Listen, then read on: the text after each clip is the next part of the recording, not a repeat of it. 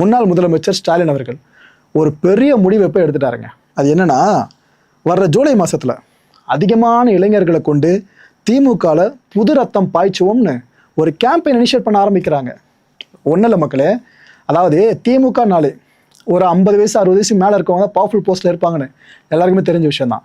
அப்படி இல்லாமல் யங்ஸ்டர்ஸ் இருக்காங்களே, இளைய தலைமுறையினர், ஏன்னா இந்த எலெக்ஷன் ரிசல்ட் பெருசாக மாற காரணமே யங்ஸ்டர்ஸ் தான். அவங்க டிஎம்கே பக்கம் அதிகமாக வர ஆரம்பிச்சிட்டா, டிவிக்கெல்லாம் இளைஞர் எழுச்சி ஏற்பட்ட மாதிரி திமுகலையும் எழும்ப ஆரம்பிச்சிட்டா. இதைத்தான் ஸ்டாலின் அவர்கள் விரும்புகிறாங்க.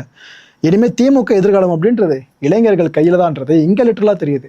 ஆனால் இதை சில வருஷங்களுக்கு முன்னாடியே பண்ணியிருக்கணுமோ, டிவிக்கு அப்புறம் கொஞ்சம் லேட் ஆகிடுச்சோ, இதை நம்மளுக்கு ஓப்பனாக நினைக்க தோணுது. ஓகே ரைட்டு, 60 வயதுக்கு மேற்பட்ட அரசியல்வாதிகள் இருக்காங்களே, அவங்கள இதுக்கப்புறம் நம்ம பெருசாக பார்க்க போகிறதில்லைன்னு நினைக்கிறேன் பவரில்.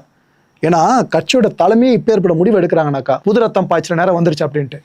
ஸோ திமுக மட்டும் இல்லை, இன்னும் பல அரசியல் கட்சிகள் சார்ந்து கொஞ்சம் ஏஜ்டாக இருக்கிற பொலிட்டிஷியன்ஸை நம்ம இதுக்கப்புறம் பார்க்க நேராதுன்னு நினைக்கிறேன். நிறைய யங்ஸ்டர்ஸ் உள்ளே வருவதற்கான வாய்ப்புகள் இப்போ பெருசாக இருந்திருக்கு. இப்படி டிஎம்கேக்குள்ளே யங்ஸ்டர்ஸ் வர்றாங்க அப்படின்னா இதுக்கு முழு முதல் மூச்சாக இருந்து பூஸ்ட் பண்ண போகிறது வேறு யாராக இருப்பாங்க, சந்தோஷப்பட போகிறது வேறு யாராக இருப்பாங்க? இப்போது எதிர்கட்சி தலைவரான உதயநிதி ஸ்டாலின் அவர்கள். அதில் மாற்று கருத்து இல்லைல்ல. இவர் இப்போ என்ன சொல்லியிருக்காரு, இந்த கிளுகிழுப்பு காட்டுறாங்க பார்த்தீங்களா, அவங்கள பார்க்குற குழந்தைங்க சந்தோஷப்படும், சிரிக்கும் பயங்கரமாக, அவங்களால கவரப்படுவாங்க இந்த குழந்தைங்கள்லாம். ஆனால் கடைசியில் அந்த குழந்தை எங்கே வரணும்? அம்மா கிட்ட தான் வரணும். என்ன சொல்லுவார் புரியுதா அந்த கதை மூலமாக? கிளுகிழுப்பு காட்டுறவங்க டிவிகேவினர், அம்மான்றது இந்த டிஎம்கே கட்சி. இதை எடுத்து ரிசம்பிள் பண்ணி தான் அவர் இப்படி ஒரு ஓமை இங்கே சொல்லியிருக்காருங்க. ஓகே, கவர்ச்சிகள் என்றைக்குமே மக்களோட கஷ்டத்தை போக்காதுன்னு சொல்லியிருக்காரு. ஆக்சுவலாக இதே போல் நிறைய விமர்சனங்கள் இந்த கட்சி மேலே வைக்கப்பட்டுச்சா. சினிமாக்காரர் கட்சியா, இதெல்லாம் இங்கேருந்து ஒரு தொகுதியில் ஜெயிக்கும், சரி ஒரு தொகுதியில் ஜெயிக்கும், விஜய் நிற்கிற தொகுதியில் மட்டும், மற்ற 233லையும் இது ஜெயிக்காதுன்னாங்க. இதனால் ஒரு 10 சீட்டு வாங்கினாலும் பெரிய விஷயம் அப்படின்னாங்க. இவங்க போகிற இடம் ஃபுல்லாமே மக்கள் தெரிச்சு ஓட போகிறாங்கன்னாங்க. இவங்க எங்கே ஆட்சியை பிடிக்க போகிறாங்கன்னாங்க. ஆனால் எங்கன்னு அவ்வளோ பேர் சொன்னாங்க. கடைசியில் நடந்தது எல்லாத்துக்கும் தலைகீழாக நடந்து முடிஞ்சுதா.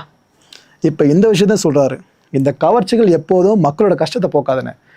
மக்களே, இந்த டிவிக்கு ஆட்சி மூலமாக உங்கள் கஷ்டம் போச்சு அப்படின்ட்டு நீங்கள் எவ்வளோ வருஷம் கழித்து உணர்வீங்கன்னு நினைக்கிறீங்க? இல்லைனா தம்பி அவர் கரெக்டாக தான்ப்பா சொல்கிறாரு, கஷ்டம்லாம் போகாதுப்பா, இவ்வளோ வருஷம் அண்ட் அவங்களாலே பெருசாக மக்களோட எல்லா துயரையும் போக்க முடியல, இப்போ வந்து என்ன பண்ண முடியும் நீங்கள் கேட்குறீங்களா? இட்ஸ் அப் டு யூ மக்களே. சூரியன் ஒருபோதும் மறையாது, மறுபடியும் திரும்ப உதிக்கும்னு சொல்லியிருக்காரு உதயநிதி ஸ்டாலின் அவர்கள்.